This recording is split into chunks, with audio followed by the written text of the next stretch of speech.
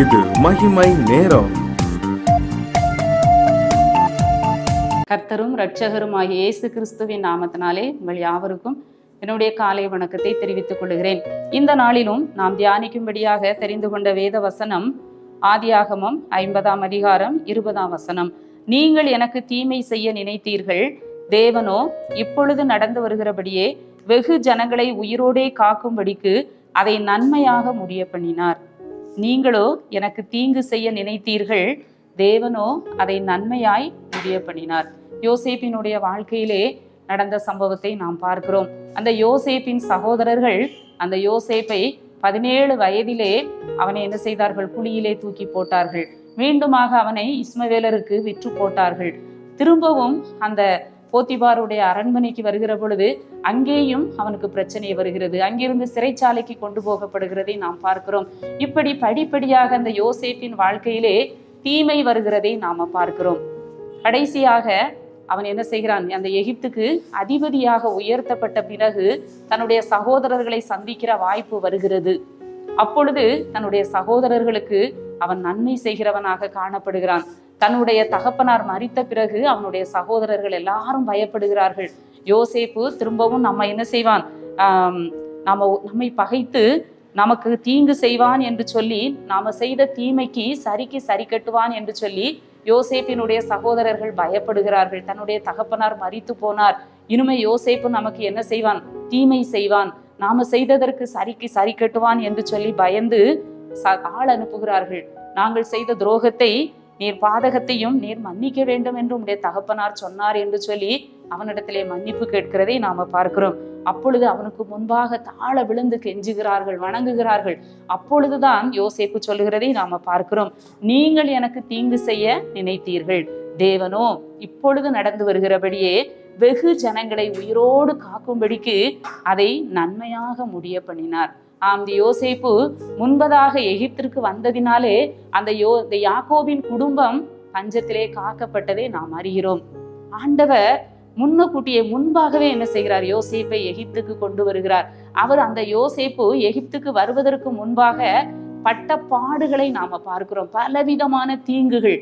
அவர் நினைத்திருக்கலாம், நான் எந்த தவறும் செய்யவில்லை, ஏன் என் வாழ்க்கையிலே தொடர்ந்து தீமை எனக்கு வந்து கொண்டே இருக்கிறது, ஏன் எனக்கு தீங்கு வந்து கொண்டே இருக்கிறது என்று சொல்லி பல முறை அந்த யோசேப்பு என்ன செய்திருக்கலாம்? யோசித்திருக்கலாம், நான் என்ன தவறு செய்தேன்?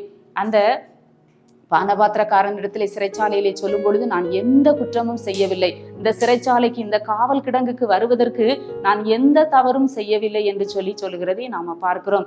பிரியமானவர்களே, நம்முடைய வாழ்க்கையிலும் கூட ஆண்டவர் நமக்கு தீமையை நன்மையாய் மாற பண்ணுகிற தேவன். ஒருவேளை உடன் பிறந்தவர்களோ, நம்முடைய உற்றார் உறவினர்களோ, நம்முடைய நண்பர்களோ, நமக்கு அருமையானவர்களோ நமக்கு தீங்கு செய்திருக்கலாம், நமக்கு தீமை செய்திருக்கலாம். நாம் அநேக பாடுகளையும் கஷ்டங்களையும் அதன் மூலம் நாம் அனுபவித்திருக்கலாம். ஒன்றை நாம் புரிந்து கொள்ள வேண்டும், தேவன் அதை நன்மையாய் முடிய பண்ணுவார் என்று சொல்லி நாம் விசுவாசிக்க வேண்டும். வசனம் சொல்கிறது, தேவனிடத்தில் அன்பு கூறுகிறவர்களுக்கு சகலமும் நன்மைக்கு ஏதுவாக நடக்கிறது என்று சொல்லி நாம் வாசிக்கிறோம். வசனம் வாசிக்கிற பொழுது நமக்கு மிகவும் மகிழ்ச்சியாக இருக்கிறது. ஆனால் அந்த பாதையின் வழியாய் நாம் கடந்து செல்கிற பொழுது நிச்சயமாக அது நமக்கு மிகவும் ஒரு கடினமான காரியமாய் தோன்றுகிறது. ஆனால் அதனுடைய விளைவு என்ன? தேவன் நன்மையாய் முடிய பண்ணுகிற தேவன். எந்த ஒரு தீமையும் நமக்கு கஷ்டமாக தோன்றும். ஏன் இந்த பாடு, ஏன் இந்த சோதனை?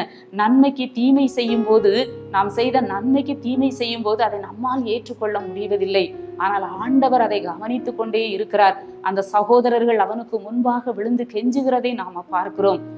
தேவன் அதை நன்மையாய் முடிய பண்ணினார். அதனாலதான் அந்த பஞ்ச காலத்திற்கு முன்பாகவே யோசேப்பு எகிப்திற்கு கொண்டு வரப்படுகிறான். இல்லாவிட்டால் கானான் தேசத்திலே அந்த பஞ்சத்திலே யாக்கோபின் குடும்பம் அழிந்து போயிருக்கும். ஆண்டவருடைய வாக்குத்தத்தம் அவமாய் போயிருக்கும். அந்த யாக்கோபின் குடும்பத்தை காப்பாற்ற வேண்டும் என்பதற்காக யோசேப்பு முன்பதாக எகிப்திற்கு அனுப்பி வைக்கப்படுகிறதை நாம் பார்க்கிறோம். நம்முடைய வாழ்க்கையிலும் கூட ஏதோ ஒரு நோக்கத்திற்காக, ஏதோ ஒரு நன்மைக்காக ஆண்டவர் ஒரு சில தீமையான காரியங்களை நம்முடைய வாழ்க்கையிலே அனுமதித்திருக்கலாம். ஒரு சில சோதனைகளை குறிப்பிட்ட நபரால் நமக்கு அனுமதித்திருக்கலாம். ஏன் என்று சொல்லி நாம் புலம்பாமல், தேவன் சகலத்தையும் நன்மையாய் எனக்கு முடிய பண்ணுவார் என்று சொல்லி நாம் விசுவாசிக்கிற பொழுது ஆண்டவர் அதை நமக்கு நன்மையாய் மாற்றி தருவார். ஆம், நம்முடைய ஆண்டவர் தீமையை நன்மையாய் மாற பண்ணுகிற தேவன். அவன் சொல்லுகிறான், பயப்படாதிருங்கள், நான் உங்களையும் உங்கள் குழந்தைகளையும் நான் பராமரிப்பேன் என்று சொல்லி அவர்களுக்கு ஆறுதல் சொல்லி அவர்களுடைய பட்சமாய் பேசினான். நம்முடைய ஆண்டவர் நம்முடைய சத்துருக்களுக்கு முன்பாக அவர்கள் நமக்கு தீமை செய்தாலும், அவர்கள் நமக்கு கண்ணிகளை வைத்தாலும், ஆண்டவர் நம்மை அதை நன்மையாய் மாற்றுகிற தேவனாக இருக்கிறார். ஒரு வேளை வருகிற பொழுது, ஏற்ற வேளை வருகிற பொழுது, நம்ம வாசிக்கிறோம், சிறைச்சாலையில் இருந்து அந்த யோசேப்பு தீவிரமாய் கொண்டு வரப்பட்டான். சிறைச்சாலை வஸ்திரங்களை மாற்றி தீவிரமாய் அவன் ராஜாவுக்கு முன்பாக கொண்டு வரப்பட்டான். ஒரு காலம் வருகிற பொழுது தேவன் அந்த தீமையை நமக்கு நன்மையாய் மாற்றி நம்மை தீவிரமாய் ஆண்டவர் வெளிப்பட பண்ணுவார். நாம் சோர்ந்து போக வேண்டிய அவசியம் இல்லை. இந்த காலை வேளையிலே ஆண்டவருடைய வார்த்தையை நாம் பிடித்துக் கொள்வோம். தேவன் எனக்கு தீமையை நன்மையாய் மாற்றுவார், தேவன் எனக்கு இந்த தீமையிலிருந்து என்னை வெளியே கொண்டு வருவார் என்று சொல்லி நாம் விசுவாசத்தோடு ஆண்டவருடைய முகத்தை நோக்கி பார்த்து ஜெபிப்போம். எங்களை நேசிக்கிற நல்ல ஆண்டவரே, இந்த காலை வேளைக்காக உம்மை துதிக்கிறோம், உம்மை ஸ்தோத்தரிக்கிறோம். இந்த வேளையிலும் யார் யார் ஆண்டவரே மனம் சோர்ந்து போயிருக்கிறார்களோ, ஆண்டவரே ஒவ்வொருவரையும் நீர் ஆற்றி தேற்றும். ஆம் ஆண்டவரே, தீமையை நன்மையாய் நீர் மாற்றுகிற தேவன். தீமையை அனுபவித்துக் கொண்டிருக்கிற ஒவ்வொரு மக்களையும் கர்த்தர் ஆற்றி தேற்றி அதை அவர்களுக்கு நன்மையாய் முடிய பண்ணும்படியாய் நாங்கள் ஜெபிக்கிறோம். தொடர்ந்து எங்களை வழி நடத்தும் மீட்பர் இயேசு கிறிஸ்துவின் மூலம் ஜெபிக்கிறோம் நல்ல பிதாவே, ஆமென்.